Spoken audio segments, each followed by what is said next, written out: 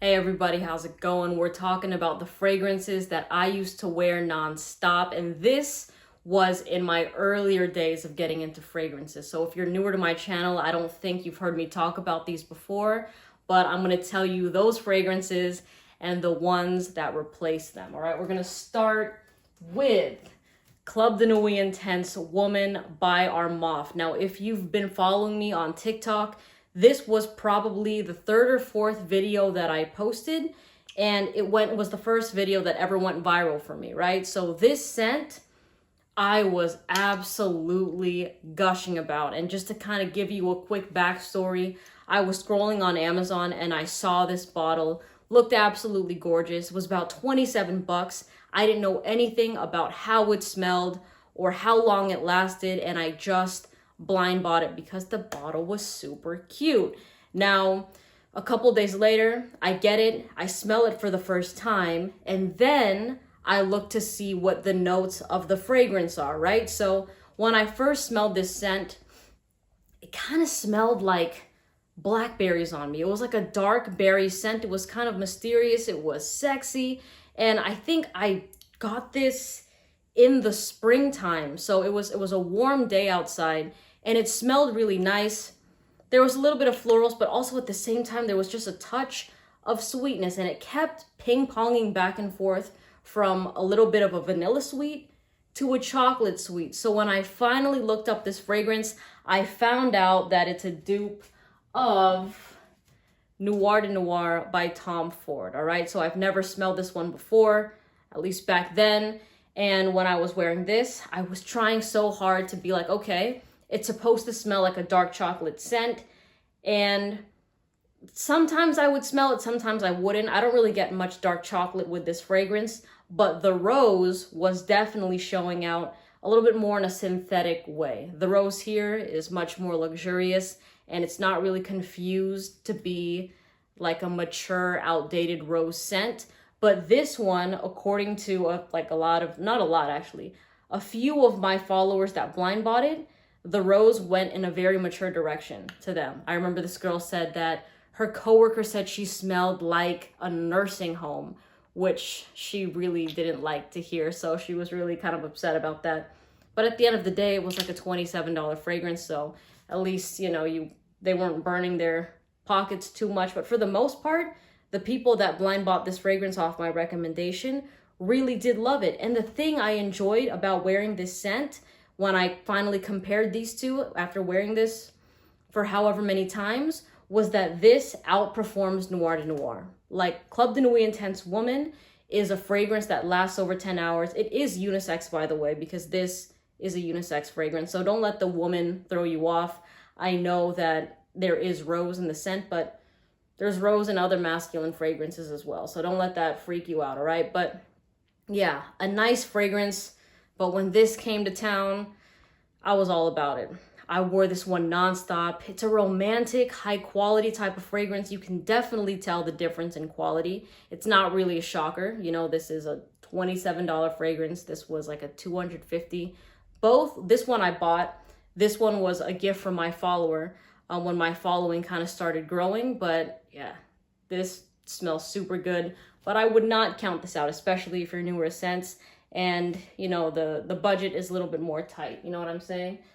All right, next is another OG fragrance, and it's called DesirToxic by M. Micallef. And this scent right here was something that piqued my interest because this was probably the fourth or fifth fragrance that I smelled with the note blackcurrant, and all the previous ones, like they were more fresh fragrances with that scent. But this was the first sweet blackcurrant fragrance I smelled, and that's when it hit me where I'm like, damn, I love that note in every single scent that it's in. But this is a sweet cinnamon blackcurrant type of fragrance that has a very interesting cannabis note in it that can throw some people off.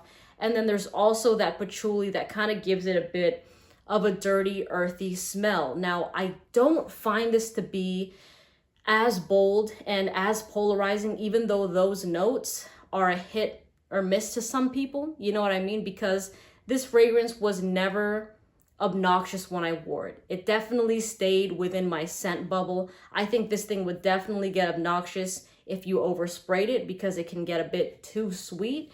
But overall, I had a great time wearing this fragrance. And in fact, I never got any noses that kind of turned up in disgust or anything like that. I only got compliments with this scent. Now, let me just make sure it's still recording, please. Thank God. All right. The fragrance that dethroned this, I'm going to let you take a guess. You can pause this video if you want. The hint I'll give you is that the bottle color is pretty similar, all right? So that scent was Leighton by Parfums de Marly. And man, you've heard me gush about this one, like time and time again. But Leighton kind of took out all the things that made DesirToxic polarizing, and just made, like, it just kind of, that's the reason why this is a bit more mass appealing. I kind of lost my words there for a second, but it doesn't have too much of a dirty patchouli. It doesn't have that cannabis note. It's just a very likable, sexy, mass appealing apple, cardamom, vanilla fragrance. You know what I mean? It's a safe scent. It's a high quality niche fragrance.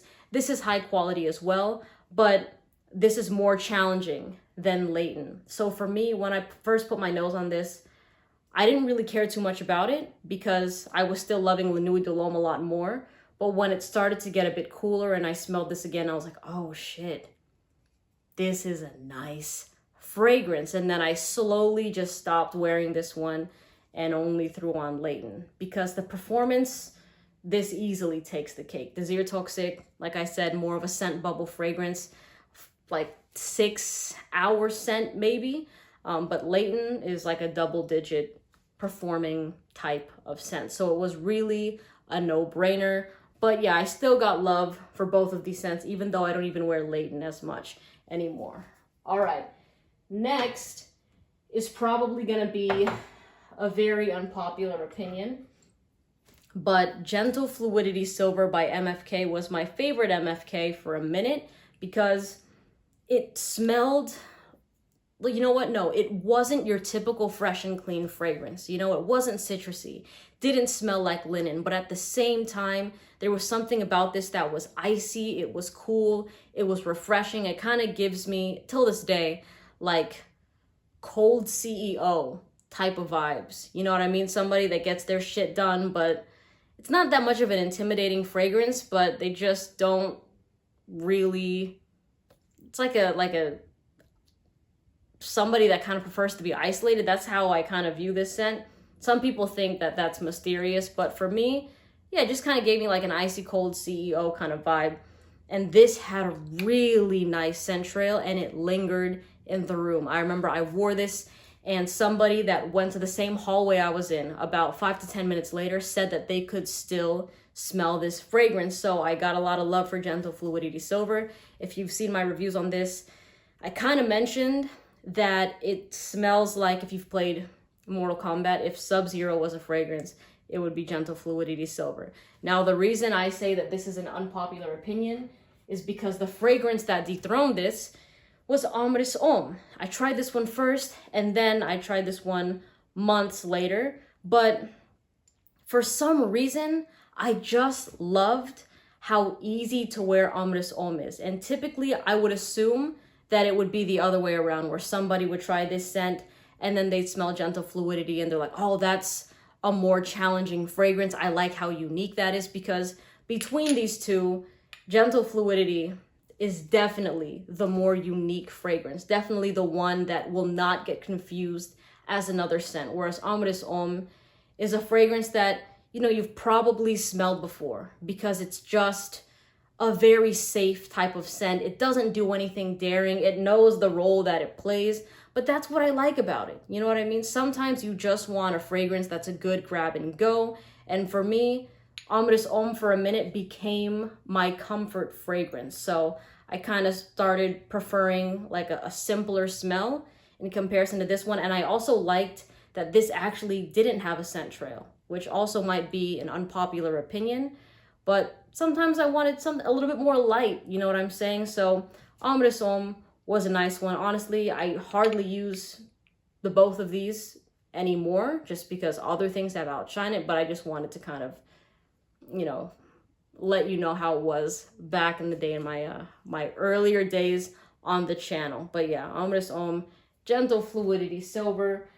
Absolutely stunning fragrances. Next, ooh, this one more people probably know about, but oh man, Oceania. Oceania was the truth. All right, this fragrance, I remember when Raja sent this over, it was my favorite one. I tried it with, I think, Enigma. Actually, no, those were the only two that I was sent. It was Creation E and Oceania. And I just could not get with it. I was like, I don't like Creation E. It reminds me of an antique shop. But this right here was the summer vibe because it smelled like luxurious Sprite. There was something about it that was a different, unique, fresh and clean fragrance. It smelled like you just got out of the shower. And it was just kind of like a bougie scent. You know what I mean? And I really, really loved this fragrance.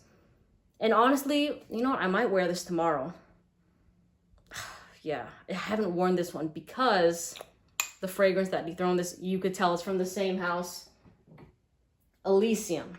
All right, Elysium is my favorite fragrance from Raja Parfums. But before this one came along, like if you've heard me gush about this and you're like, damn, she talks about that nonstop, that used to be Oceania, especially if you were with me during my TikTok days.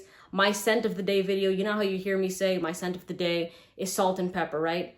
That was Oceania. Like almost every day, this is what I was wearing and people were very curious about it. They smelled it for themselves and it's exactly how I explain, you know what I mean? It's just this spritzy, bubbly, fizzy type of fragrance that just smells good. This isn't fresh, and this is just a fresh fragrance. It's not fresh and sexy like this one is right here. But as you can kind of tell, as you can tell by how much of the fragrance is used, I much prefer this one. And I know it doesn't look like much of this has been used, but believe me, last summer, I was using this thing non-stop. All right, it just, let me smell it again. Honestly, I might layer these two tomorrow, we'll see. But yeah, both of these, still my favorite fragrances from Raja. Nothing has come close to the love that I have for both of these scents. But yeah, Elysium is just a game changer. Man, see, it's like when I smell Oceania, I'm like, yeah, you know what? I'm going to wear that. Then I'll smell Elysium and I'll be like, damn, now I want to wear Elysium. You know what I mean? But anyways, if you're interested, I'll put the names of the fragrances and discount site links and samples if I can find them in the description. That does like global shipping for anybody that wants to save some money and support the channel. But if not, you know, just buy where you're comfortable. Anyways, I hope you have a great day. Let me know what fragrances you used to rock all the time and which one kind of took its place when it came into your collection. All right, I hope you have a great day and I'll see you in the next video.